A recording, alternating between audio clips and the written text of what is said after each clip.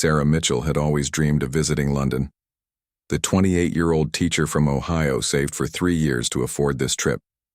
She packed her bags with excitement, her phone fully charged and ready to capture every moment of her adventure. It was a crisp Tuesday morning when Sarah finally stood before Buckingham Palace. The grand building looked even more magnificent in person than in all the photos she had seen. Tourists crowded around the Golden Gates, everyone hoping to catch a glimpse of the famous royal guards in their tall black hats and bright red uniforms. Sarah positioned herself near the palace entrance, watching the guards stand perfectly still like living statues. She had read online that these guards were trained never to break character, no matter what happened around them. Their discipline was legendary, and she wanted to witness it firsthand. The morning sun cast beautiful shadows across the palace courtyard.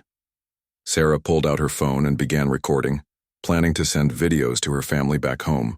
She moved closer to get a better angle, careful not to cross any barriers or disturb the solemn atmosphere. Other tourists gathered around, chatting quietly and taking pictures. A group of elderly Japanese visitors stood nearby, their guide explaining the history of the guards in hushed tones. Children pressed their faces against the iron railings, wide-eyed with wonder at the impressive sight. As Sarah adjusted her phone's camera settings, she noticed something unusual happening near the guard station. The guard she had been watching seemed different from the others. His posture was slightly more relaxed, and his eyes occasionally darted toward the crowd instead of staring straight ahead. What Sarah didn't know was that this particular guard, James Whitmore, was having the worst day of his service career. Earlier that morning, he had received devastating news about his family through an emergency message. His younger sister had been in a serious car accident, and the doctors weren't sure if she would recover. James struggled to maintain his composure while wearing the uniform. Every second felt like an hour as he fought back tears and tried to focus on his duty. The rigid training that usually came so naturally to him now felt like an impossible burden. The morning crowd grew larger as tour buses arrived. Sarah continued, filming, fascinated by the guards' unwavering dedication. She zoomed in on different guards, comparing their stances and expressions. Through her phone screen, she could see incredible details of their uniforms and the serious expressions on their faces. A street performer nearby began playing traditional British songs on his violin, adding a beautiful soundtrack to the scene. The melody drifted across the courtyard, creating an almost magical atmosphere that Sarah captured in her recording. As she filmed, Sarah noticed the same guard she had observed earlier beginning to show more signs of distress. His breathing appeared slightly irregular, and tiny beads of sweat formed on his forehead despite the cool morning air. She wondered if he was feeling unwell but assumed he would maintain his professional demeanor regardless. Other tourists started noticing the guard's condition too. Whispered conversations began among the crowd, with people pointing subtly and expressing concern. However, everyone respected the tradition of not interfering with the guard's duty. Sarah's phone battery was at 85%, and she had plenty of storage space left. She planned to film for another hour before exploring other parts of London.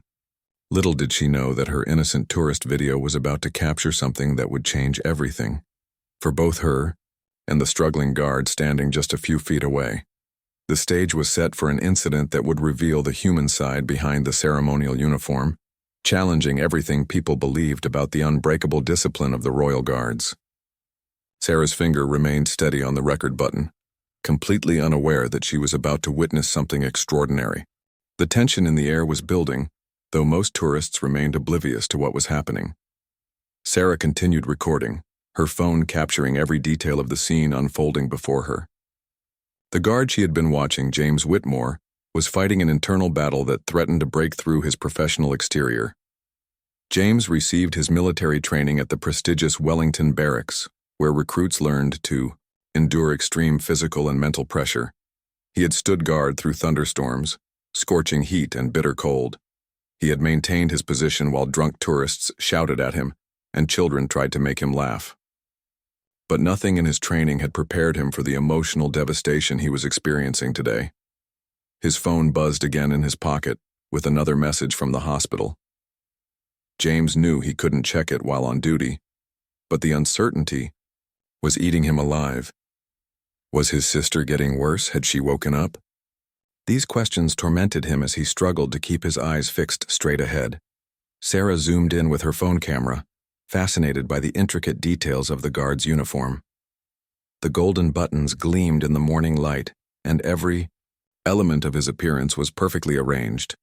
She had no idea that behind this flawless exterior, a young man was falling apart. The crowd around the palace gates continued to grow. A school group of teenagers arrived, their teacher trying to keep them quiet and respectful. Tour guides spoke in multiple languages, explaining the significance of the changing of the guard ceremony that would happen later that day. James felt his hands beginning to tremble slightly. He clenched his fists tighter around his rifle, hoping to steady himself. The weight of the weapon, usually comforting and familiar, now felt impossibly heavy. Every muscle in his body was tense with the effort of maintaining his composure. A small child broke away from her parents and ran toward the palace railings, laughing and pointing at the guards. Her innocent joy created a stark contrast to the serious atmosphere. The child's mother quickly scooped her up, apologizing quietly to anyone within earshot, though the guards gave no indication they had noticed. Sarah captured this sweet moment on her phone, thinking it would make a perfect addition to her vacation video. She planned to edit everything together when she returned home, creating a beautiful memory of her London adventure to share with friends and family. The hospital had called James 3 times since his shift began 2 hours ago. Each unanswered, call felt like a weight pressing down on his chest. His commanding officers would understand if he requested emergency leave, but James had always prided himself on never abandoning his post. His dedication to duty was legendary among his fellow guards. As the morning progressed, more tourists arrived with cameras and phones. Everyone wanted the perfect shot of the famous royal guards. Sarah noticed that many people were trying to get reactions from the guards by making silly faces or loud noises. She found this behavior disrespectful and continued filming from a respectful distance. The sun climbed higher in the sky, warming the courtyard and making the guards' heavy wool uniforms even more uncomfortable. James felt sweat running down his back beneath the thick fabric. The tall bearskin hat, weighing nearly 2 pounds, felt like it was crushing his skull. Another message alert sounded from James's pocket. This time the sound seemed louder than before, cutting through his concentration like a knife. His breathing became more labored and tiny cracks began to appear in his perfect military posture. Sarah's phone battery dropped to 70%, but she had captured amazing footage so far. The quality was crystal clear, showing every detail of the guards and the magnificent palace behind them. She had even managed to record some of the palace staff walking in the background, adding authenticity to her video. The crowd pressed closer to the railings, everyone eager for the best view. Photography enthusiasts with expensive cameras jostled for position alongside casual tourists with smartphones. The energy was building towards something, though nobody could predict what was about to happen. James closed his eyes for just a fraction of a second, trying to gather strength from somewhere deep inside himself. When he opened them again, his vision was slightly blurred with unshed tears. The carefully constructed wall of military discipline was beginning to crumble, and Sarah's camera was perfectly positioned to capture every moment of what was about to unfold. The breaking point came without warning. James Whitmore had been standing at his post for nearly 3 hours when his phone buzzed, with what would be the final message he could ignore. The vibration seemed to echo through his entire body, and something inside him simply snapped. Sarah was adjusting her phone's zoom when she noticed the guard's sudden change in posture. His rigid military stance wavered for just a moment, and she instinctively focused her camera on him. What happened next unfolded so quickly that she barely had time to process it. James reached into his uniform pocket with shaking hands, completely abandoning protocol. The movement was so unexpected that several nearby tourists gasped audibly. In 20 years of Royal Guard service, no one in the crowd had ever seen a guard break character so dramatically. With trembling fingers, James pulled out his phone and read the message that had been waiting for him. His sister Emma was in critical condition, and the doctors needed to speak with her family immediately about life support decisions. The words on the screen hit him like a physical blow, and the phone slipped from his grasp. Sarah watched in stunned silence as the professional soldier she had been filming suddenly became a vulnerable human being. Tears began streaming down James's face, cutting tracks through the slight sheen of sweat on his cheeks. His carefully maintained composure crumbled completely. The crowd around the palace gates fell silent, sensing that something extraordinary was happening. Even the children stopped their chatter, instinctively understanding that they were witnessing something serious and important. James bent down to retrieve his fallen phone, but his hands were shaking so violently that he fumbled with it. The device slipped through his fingers again, clattering on the stone pavement. The sound seemed to echo in the sudden quiet that had fallen over the usually bustling courtyard. Sarah found herself in an impossible position. Her tourist instincts told her to keep filming this unprecedented moment, but her human compassion made her want to stop recording and help the distressed guard. She compromised by continuing to film while taking a step forward, as if preparing to offer assistance. An elderly gentleman in the crowd stepped forward first. "Son, are you all right?" he asked gently, his voice carrying the authority of someone accustomed to helping others. The man was a retired military officer himself, and he recognized the signs of someone receiving devastating personal news. James looked up at the stranger with eyes full of anguish. "My sister," he managed to whisper, his voice cracking with emotion. "She's dying and I can't leave my post. I can't abandon my duty." The conflict between his personal crisis and professional obligations was tearing him apart. Other tourists began to understand what was happening.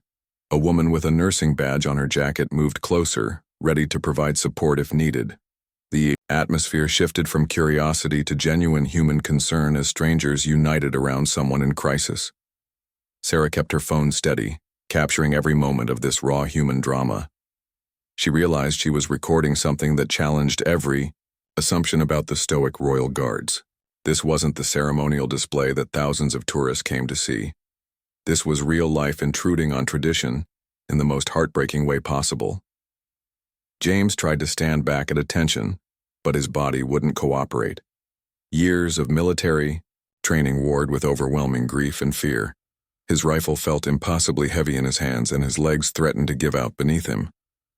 A palace official appeared from somewhere behind the gates, having noticed the commotion. The man in the dark suit approached carefully, clearly trained to handle unusual situations with discretion. He spoke quietly to James, too softly for the crowd to hear, but his presence seemed to provide some comfort. The other guards maintained their positions, though Sarah could see the tension in their faces. They wanted to help their colleague, but were bound by the same strict protocols that were currently torturing James. Their discipline held firm even as their friend fell apart, just meters away. Sarah's phone captured the palace official taking James's rifle and gently guiding him away from his post. The crowd watched in respectful silence as the broken guard was led toward a side entrance, his shoulders shaking with suppressed sobs. But Sarah was too focused on the emotional scene to notice that someone else had been watching her just as intently as she had been watching the guard. Palace security had identified her as the person who had filmed the entire incident, and they were already moving to intercept her before she could leave with the footage that was never meant to be seen by the public. Sarah was still processing what she had just witnessed when she felt a firm hand on her shoulder. She turned around to find two men in dark suits standing behind her, their serious expressions making it clear this wasn't a casual encounter. "Excuse me, miss," the taller man said politely but firmly. "I'm Agent Crawford from Palace Security. We need to speak with you about the footage you just recorded." His tone was professional, but carried an unmistakable authority that made Sarah's heart rate spike. "I'm sorry, what?" Sarah stammered, instinctively clutching her phone tighter. "I was just taking tourist videos like everyone else." She gestured around at the dozens of other people who had their phones and cameras out, though she realized that none of them had been filming during the critical moments when James broke down. The second agent, shorter with graying hair, stepped forward. "Ma'am, we observed you recording during a sensitive incident involving one of our guards. That footage contains material that could compromise security protocols and personal privacy. We need to discuss this with you." Sarah felt a wave of panic wash over her. She was thousands of miles from home, alone in a foreign country. And now, she was being confronted by what appeared to be government security agents. Her mind raced as she tried to understand what was happening and what her rights might be in this situation. "I didn't do anything wrong," she said, her voice becoming defensive. "I was standing in a public area, filming something that happened right in front of everyone. There must be 20 other people who saw the same thing I did." Agent Crawford nodded calmly. "You're absolutely right that you were in a public space and didn't break any laws. However, the specific footage you captured shows a guard in a moment of personal crisis. The royal family and the Ministry of Defense have protocols about protecting our personnel from public scrutiny during private moments." The crowd around them had begun to disperse now that the dramatic scene was over, but several tourists lingered nearby, clearly curious about Sarah's conversation with the agents. She felt exposed and vulnerable, wishing she could just disappear into the crowd like everyone else. "Look," Sarah said, trying to keep her voice steady. "I understand that guard was going through something terrible, and I feel sorry for him. But I can't just delete my vacation videos because you asked me to. I spent 3 years saving for this trip, and these recordings are my memories." Agent Crawford exchanged a glance with his partner before responding. "We're not asking you to delete everything, Miss Mitchell. We've already identified you from your passport records when you entered the country. We know you're a teacher from Ohio with no criminal background or ulterior motives. We simply need to review what you captured and discuss how to handle it appropriately." The fact that they knew her name and background information sent another chill down Sarah's spine. She realized that her innocent tourist activity had somehow entangled her in something much bigger than she had anticipated. "What happens if I refuse?" she asked, though she suspected she already knew the answer. The agent's polite demeanor couldn't hide the fact that they had significant power behind their request. "We hope it won't come to that," the shorter agent replied. "We're prepared to offer you a reasonable compensation for any inconvenience, and we can arrange for you to meet with some palace officials who can provide you with exclusive access for other photographs. We want to work with you, not against you." Sarah looked down at her phone, knowing that it contained something extraordinary. The footage she had captured showed a side of the royal guards that the public never saw, the human being beneath the ceremonial uniform. It was compelling, emotional, and undoubtedly valuable. But she also thought about James, the guard who had been in so much pain. She remembered the anguish in his eyes and the way his hands had shaken as he read the message about his sister. Did she have the right to profit from or publicize someone else's most vulnerable moment? The moral dilemma was complicated by her own situation. This was supposed to be the trip of a lifetime, and now she found herself caught between doing what might be right for the guard and protecting her own interests and memories. "I need time to think about this," Sarah said finally. "This is all happening too fast, and I don't understand all the implications." Agent Crawford handed her a business card. "Of course, we understand this is unexpected. However, we do need to resolve this matter before you leave the country. The footage you have could create serious problems if it were to be released publicly, without proper context or consent." As the agents walked away, Sarah realized that her simple tourist video had accidentally captured something that powerful people desperately wanted to control. She was about to discover just how far they would go to protect their secrets. Back in her small hotel room that evening, Sarah sat on the edge of her bed staring at her phone. The device felt heavier somehow, weighted down by the significance of what it contained.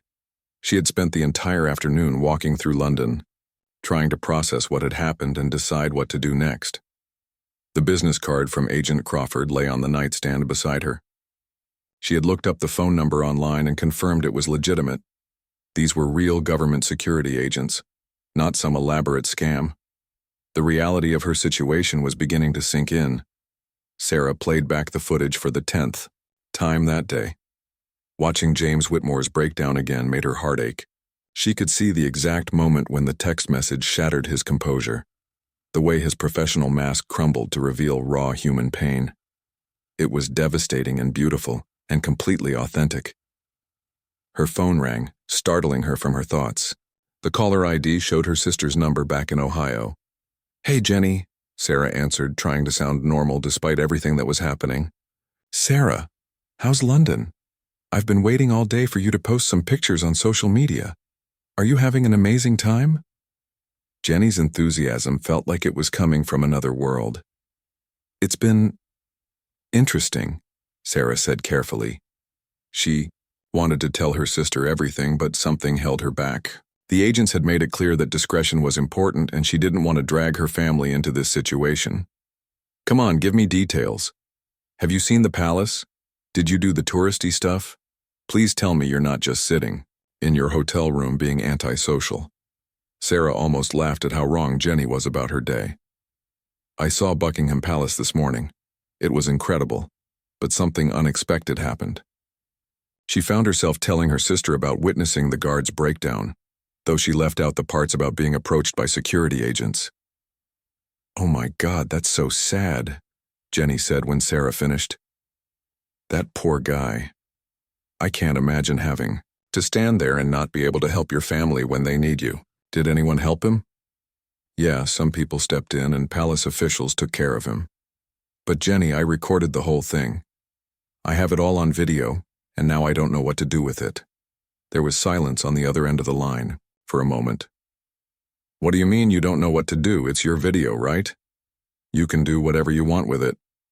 Sarah wished it were that simple. "It's complicated.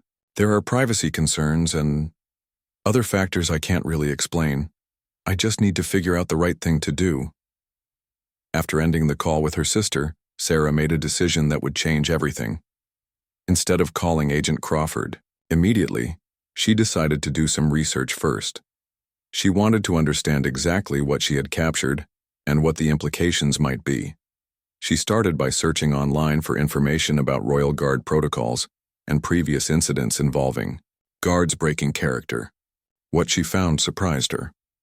There were very few documented cases of guards abandoning their posts and none that had been captured on video by tourists.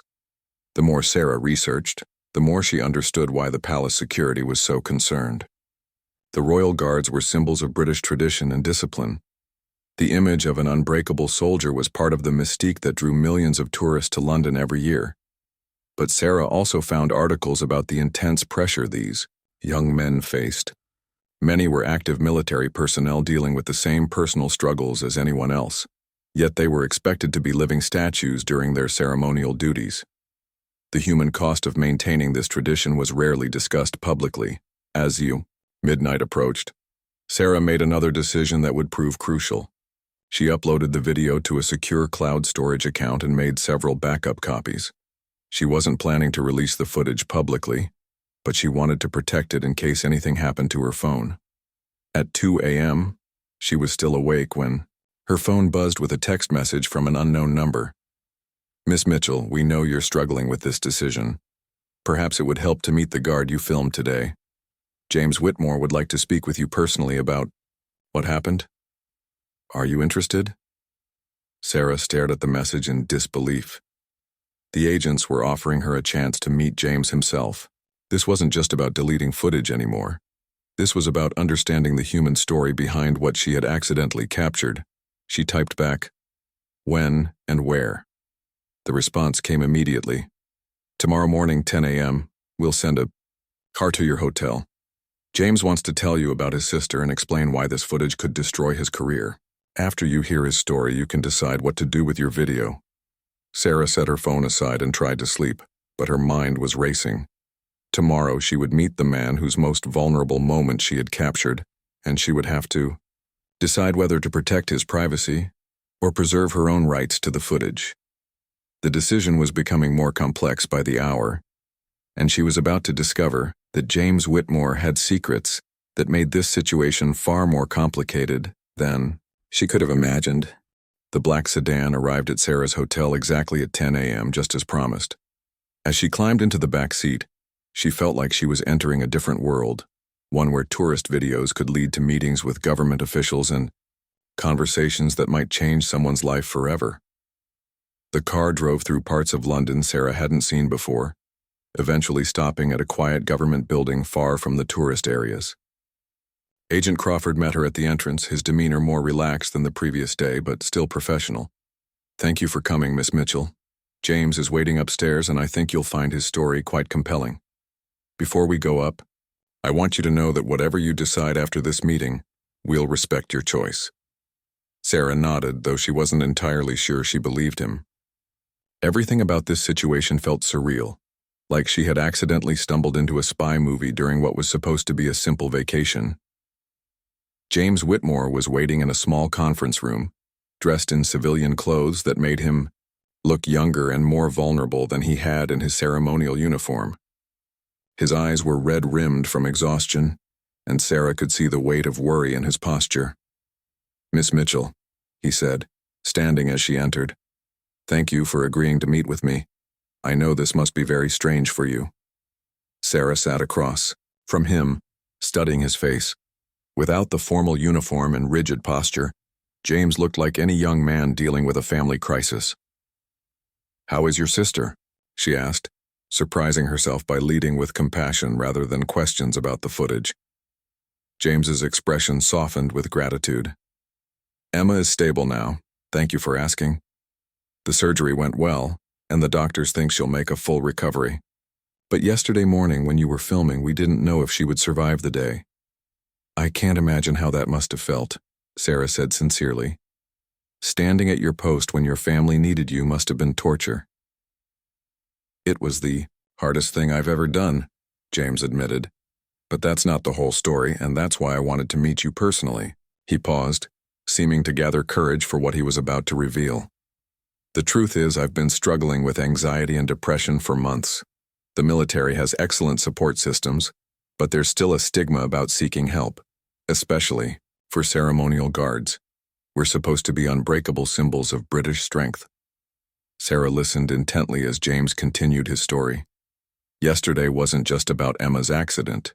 It was months of pressure and personal struggles finally breaking through at the worst possible moment. "If footage of my breakdown becomes public, it won't just embarrass me. It could end my career and hurt my family's reputation. But it also shows that guards are human beings," Sarah pointed out. "Maybe people need to see that you're not just tourist attractions. You're real people with real problems and real emotions." James smiled sadly. "That's what my therapist says too. But there's something else you need to know before you make your decision." He looked at Agent Crawford, who nodded encouragingly. "My grandfather was also a Royal Guard, and my father served in the military for 30 years. This isn't just a job for me. It's a family legacy. If this footage is released, it could affect their reputations too. My grandfather is 89 years old, and he's so proud of our family's service record." The weight of responsibility settled heavily on Sarah's shoulders. This wasn't just about one person's embarrassing moment. It was about family honor, military, tradition, and the complex intersection between public service and private humanity. "What exactly are you asking me to do?" Sarah asked finally. "I'm asking you to delete the footage," James said quietly. "Not because you did anything wrong, but because sometimes being kind matters more than being right.